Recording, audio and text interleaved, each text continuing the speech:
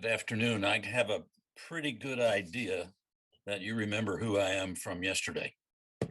So I'm going to ask Robert to introduce himself because I don't think you know him. Sure. Robert Beamer, I work in finance and higher ed. Thank you. Okay, once again, there's a script for this. And I know you know the contents of it, but I'm required to read it to you anyway. So I'm going to go ahead and do that. You've been called back by the company you gave your full presentation to for a second visit. You have been asked to speak only about the ethical aspects of the problem and to explain why your solution successfully handles any ethical issues. You will have 10 minutes. There will be no Q&A. You may not use slides or video. It's recommended that you limit it to 2 or 3 members, but I think we have the mental agility to handle more if you decide to do that. And time permitting at the end, we'll give you some feedback before we move into the 90-second presentation. So whoever's going to lead it, you got it. Okay, we're gonna reintroduce ourselves again, just because there are new people here. So my name is Summer McGrogan. I'm from Nutrient Consulting, and I was our solutions engineer for this project. Hello, my name is Caroline Chavis. I'm from Nutrient Consulting, and I am the environmental analyst. Now it's my turn. My name is Hope Sarahiro. I'm also from Intuit Consulting, and I study entrepreneurship at Bard College. Hi, my name is Anastasia, and I'm the legal director for our consulting company, and I study management at my school. Hi, I'm Sebastian Manhemert. I am the financial analyst at Nutrient Consulting, and I study information systems. Okay, you can begin. Okay, just to clarify real quick, all of us are just here for moral support. Only 2 of us are actually going to be presenting for you today. Well, that's nice. Which ones of you are here for moral support? Good. Okay. Thank you, Amazon Board of Directors, for meeting with us today so we can further dive into the ethics of our packaging solution we presented yesterday. To summarize what our solution was, we are proposing that Amazon replace all consumer packaging with biodegradable boxes with fertilizer sewn inside to promote the decomposition process of the packaging. We also suggested replacing plastic padding with recycled paper and replacing plastic tape with biodegradable cellulose tape. This solution assists Amazon in remaining loyal to their climate pledge set forth in 2019, in which Amazon promised to meet the Paris Climate Agreement and be net zero carbon emissions by 2030. Net zero carbon emissions means Amazon will balance emissions of carbon dioxide primarily by eliminating emissions from business processes. To do this, Amazon plans to power operations with 100% renewable energy by 2025, but we have yet to formulate a solid plan to reduce the emissions related to Amazon's current packaging process. Our biodegradable packaging solution will allow Amazon to remain committed to our planet pledge, which is an ethical decision in the eyes of Amazon and its consumers, as it follows Amazon's earlier pledge. For Amazon's packaging decision to be regarded as ethical in the global scope, we will analyze the decision in accordance with the United Nations Sustainable Development Goals.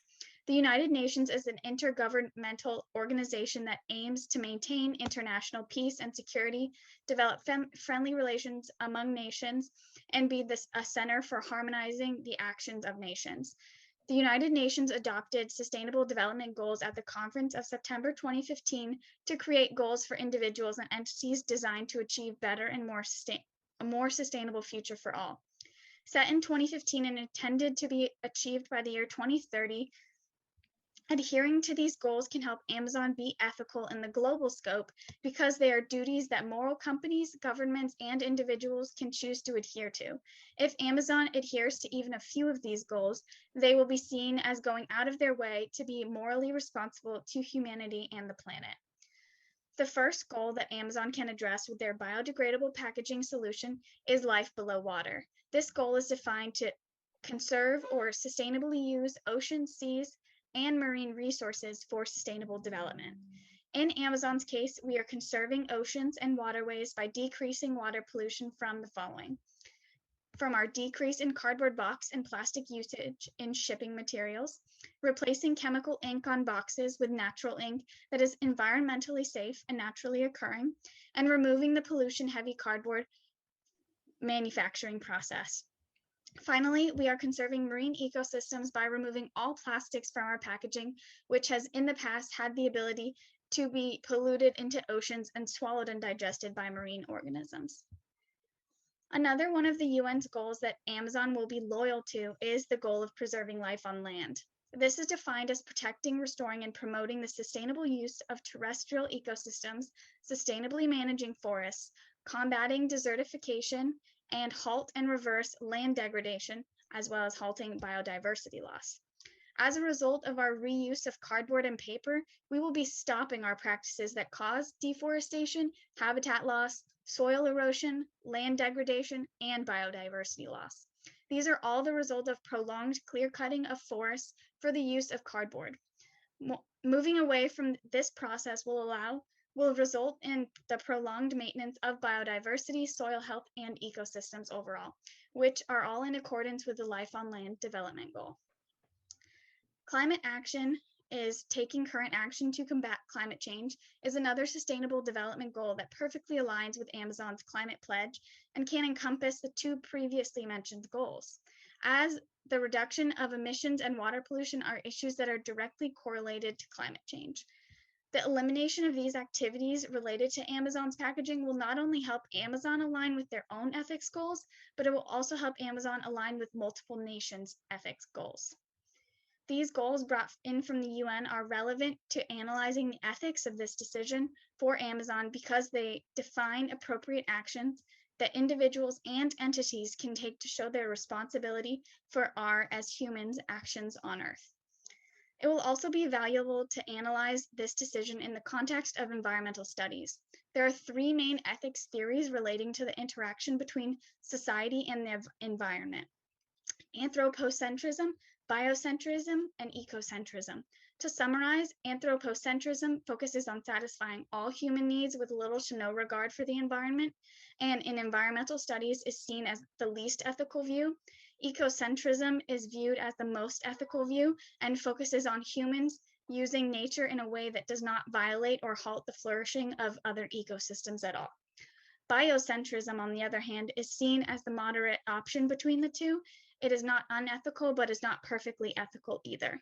And this focuses on allowing humans to develop however they want, as long as it does not violate the rights of other living beings.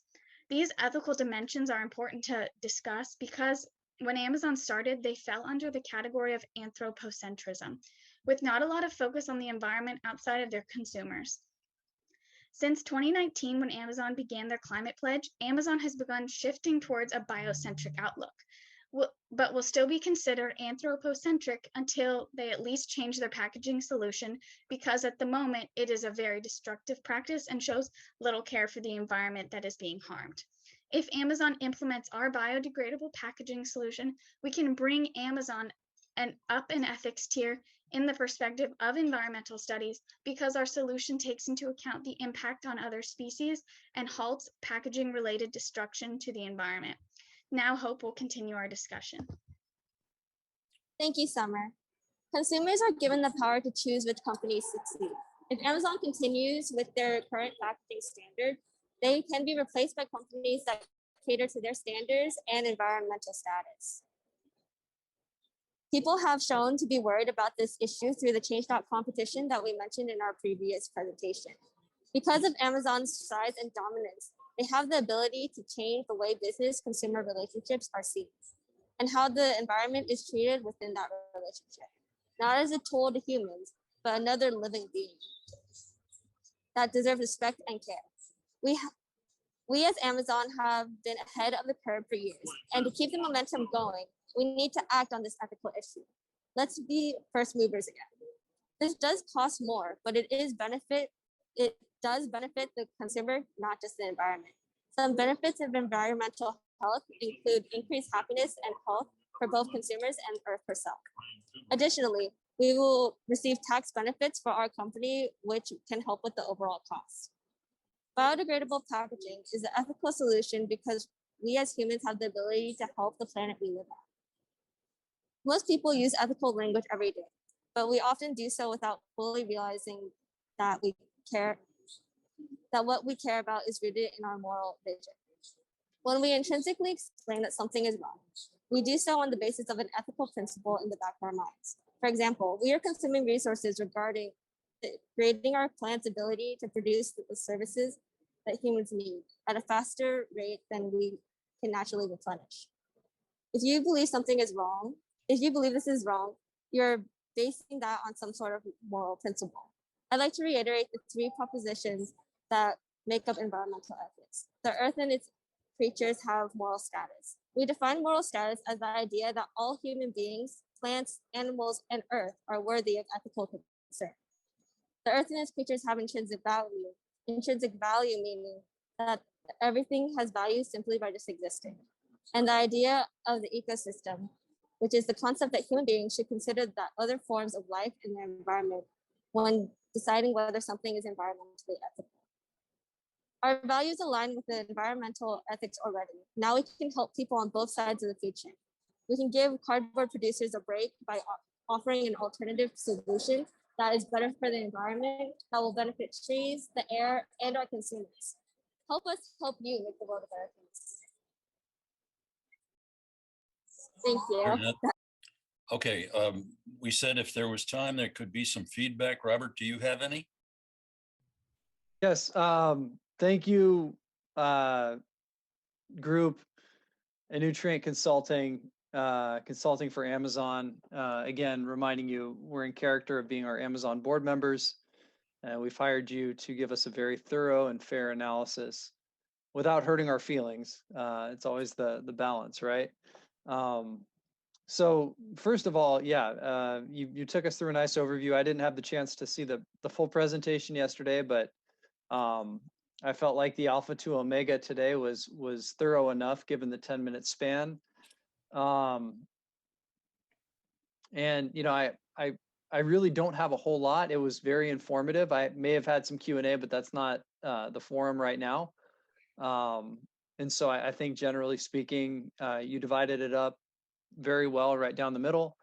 And between the executive summary and your presentation today, you've laid out a good argument for how Amazon needs to be more responsible with their consumption and production, ensuring sustainability through some new patterns.